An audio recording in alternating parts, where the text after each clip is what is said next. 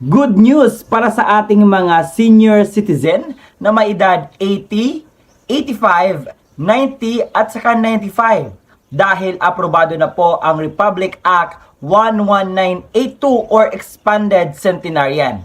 Ano po ba ang ibig sabihin ng Expanded Centenarian?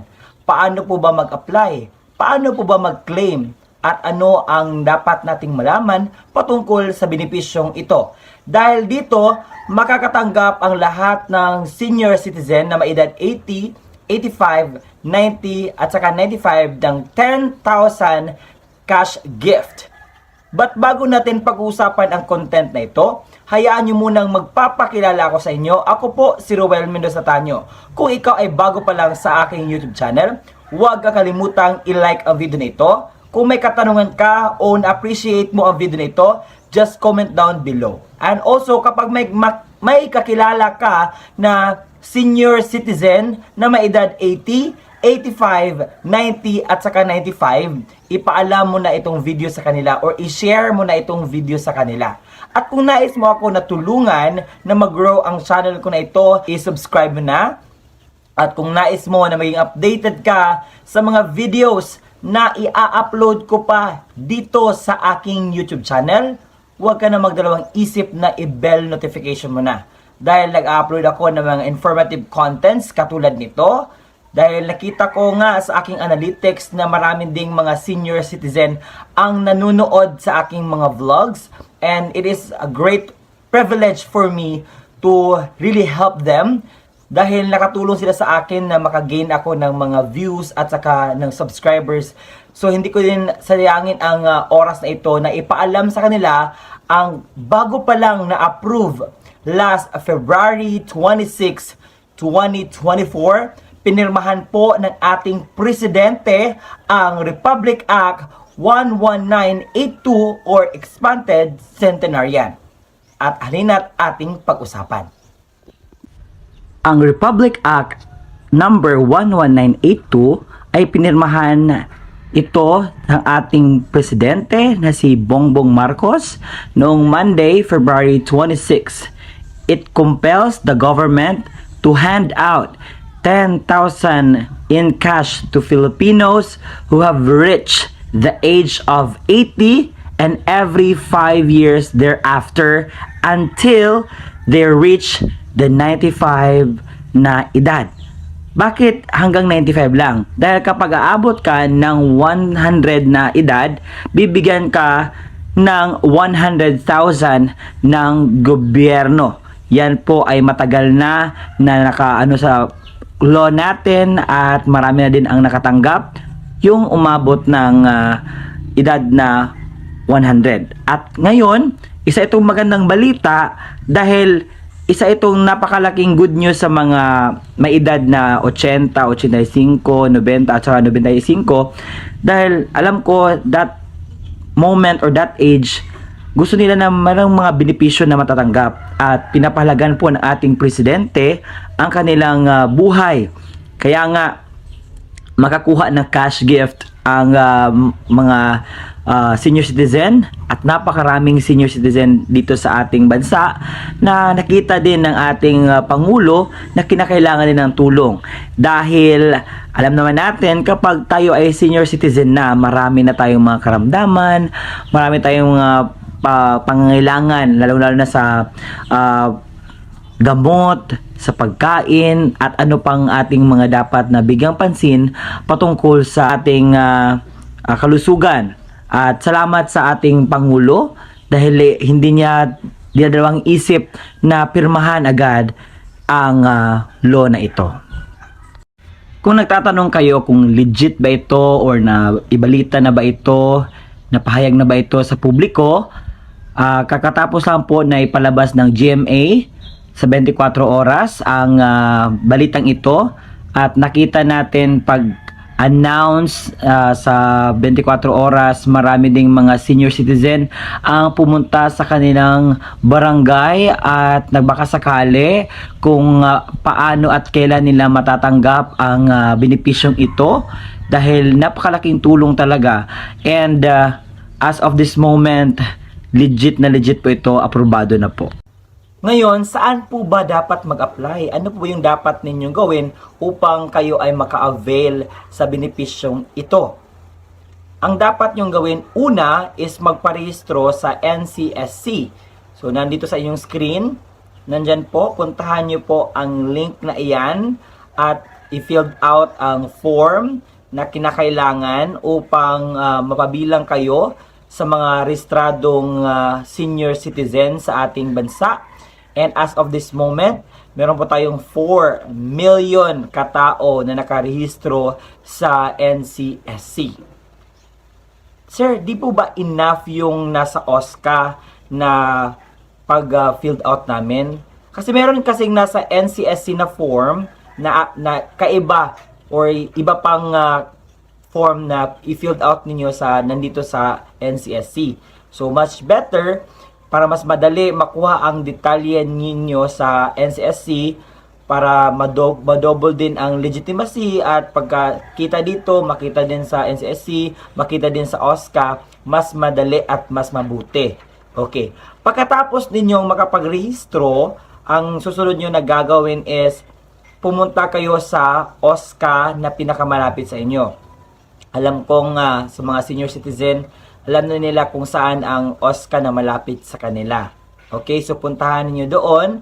At sa video na aking napanood or sa article na aking panood, wala pang nabanggit na requirements na inyong dadalhin sa pag-claim. Dahil as of this moment, gagawan pa lang po ng IRR or Implementing Rules and Regulation. At hinahanapan po yun ng paraan para mapadali at masali sa national budget ang benepisyong ito para sa ating mga senior citizen. So kung ikaw ay may edad na 81, 82, 83, 84, so mag-antay ka pa po na aabot ka ng 85. So kasi parang every 5 years thereafter. So 80, kung ngayon 80 ka, at mag-81 ka na sunod, so hindi po siya mahahabol ang matatanggap mo. Nag-80 na ako nung kaka-approve pa lang, hindi po. So, matanggap mo siya yung kapag meron na talaga 80, example, 80 at na meron ng implementing rules and regulations and pwede ka nang mag-claim, so that is the time na pwede ka na pumunta sa OSCA na pinakamalapit sa inyo.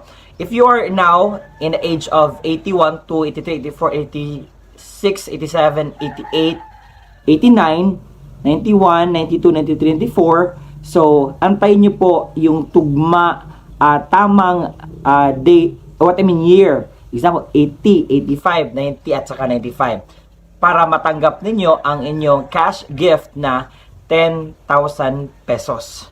So ngayon, hindi man nabanggit ang requirements, pero mostly, ito yung mga nire-required kapag ganitong mga claim or pagkuha.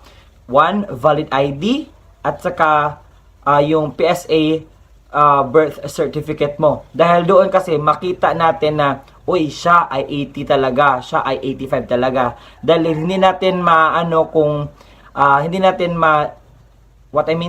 natin pwedeng pagsinungalingan yung PSA birth certificate natin dahil nakasaad doon kung ano yung petsa, ano yung araw, o ano yung taon, kung kailan tayo ipinanganak or umabot na ba tayo sa edad na iyon. Okay? So, as of this moment, marami na pumunta sa kanilang OSCA office at nagbakasakali na kung meron na bang pondo para dyan at kung maibigay na ba as of this moment. So, madali na po ang paggawa ng IRR or Implementing Rules and Regulations para po mapadali na matanggap na kung makagawa ng IRR, no, mas mapabilis na yung mga 80 ngayon, pwede na makakuha kung meron ng Implementing Rules and Regulations. Kasi kinakailangan kasi ng Implementing Rules and Regulation para sundin po at para anuhin sa national budget. Kasi kinakailangan po yun na may rules and regulations sa law na pinirmahan ng ating presidente. Na sa akin, gusto ko ipaalam sa inyo ang benepisyong ito dahil laking tulong, 10,000, 'di ba? Laking tulong na 'yun sa atin, no? And sa lahat mga senior citizen, nasanay magawa na agad ang implementing rules and regulation at mapondohan na ng budget para sa gayon makakuha na. It's a great privilege kasi maraming mga senior citizen na nagsabi na dapat ibigay na lang nila sa lalong madaling panahon kasi hindi namin alam kung bukas makalawa wala na kami. So sayang hindi namin makuha yung mga benepisyo na nasanay nung buhay pa kami ay nakuha na. Oo nga naman, so that mindset, no, tama nga naman kasi ang edad na iyan ay hindi na natin alam kung kailan na lang tayo, hanggang kailan na lang tayo. So I hope na mapadali yung paggawa ng IRR at mapatupad na mabigay agad-agad sa lahat ng ating mga senior citizen dahil napaka laking tulong na yan sa kanila, lalo na sa kanilang karamdaman, lalo sa kanilang pamumuhay, and sa lahat din na nakita din natin na kinakailangan ng ating senior citizen ang pangangalaga. At salamat sa ating gobyerno at sa ating Pangulo na nirmahan agad, hindi siya nadalawang isip pa na gawin ang mga bagay na dapat nilang pagawa para sa ating mga senior citizen. And sobrang happy ko na na-inform ako at saka nakita ko itong article at saka nakita ko itong na ito.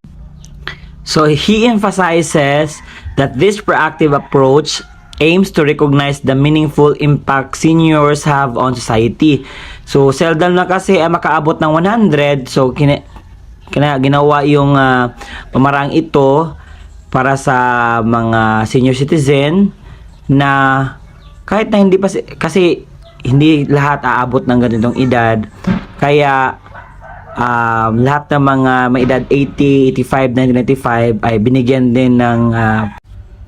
din ng halaga na makatanggap din sila ng 10,000 cash gift. At nasanay makagawa agad ng IRR or implementing rules and regulations dahil gusto ko talaga na yung mga may edad na 80, 85, 90 saka 95 makatanggap pa yung na cash gift, no? It's also my prayer na magawa agad, hindi na mapatumpik-tumpik pa na patagalan pa na ipatupad agad, no? Kasi aprobado na, nakasulat na, nahanapan na ng pondo, ng budget. Yung IRR, pabilisan na sana para sa gayon, ma-enjoy pa na ng ating mga senior citizen ang benepisyo na binigay na programa ng ating gobyerno. At yan naman po ang ating content ngayong araw na sana'y mayroon kayong nakuha at kung ito ay nakatulong sa inyo, i-share ninyo ito sa mga senior citizen na hindi pa alam ang programa ito. At kung nakatulong ako sa inyo, continue to subscribe my channel. Thank you!